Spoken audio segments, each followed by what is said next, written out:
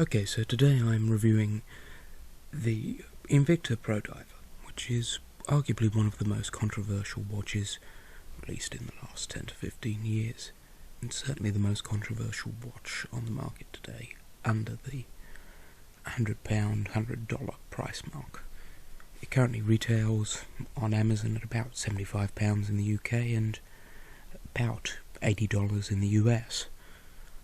So the watch is arguably a Rolex homage, slightly closer to Rolex's design than most other homages at this price point, but is an affordable dive watch with a Seiko movement to screw down crown, unidirectional bezel, and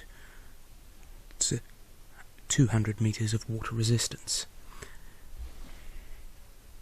Putting the watch on the wrist now to have a look at it in closer detail.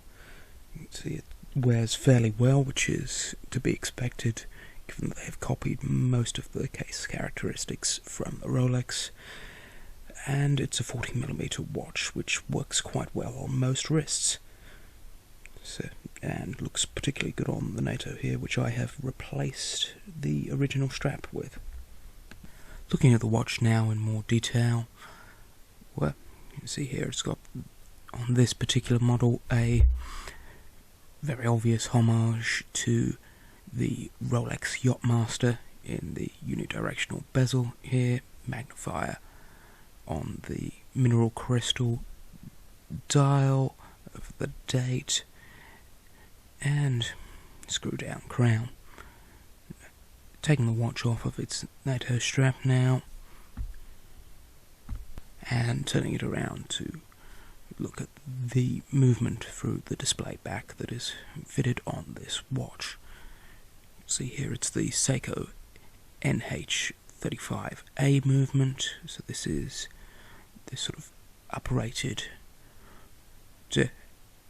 version of the Seiko 7S26 movements, which added hacking and hand winding. It's now being featured under the 4R35 caliber within Seiko's watches.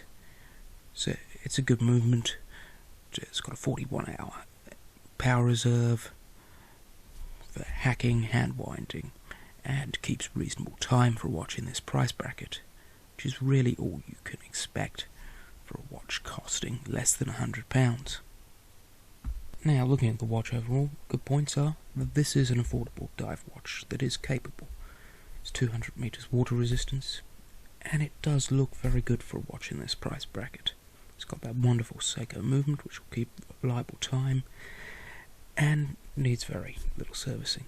There's numerous other features on this watch that aren't really seen many other places at this price point. That said, this is a watch with some bad points. So, first of which is that it is an almost clone of the Rolex. So there is a certain stigma around wearing what is a essentially fake Rolex that is attached to it. Understandably, the brand has a very divisive reputation. People either hate them or they love them, and the reason they hate them is that this is a watch brand that has had quality control issues. So things like seals not being greased properly on the watches, grinding noises when you use the crown, but that's to be expected on a budget.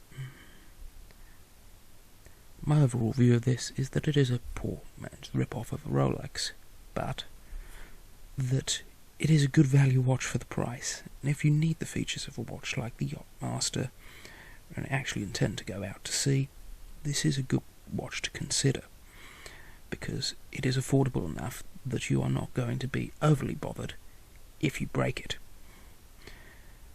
Thank you for watching, and if you've enjoyed the subscribe.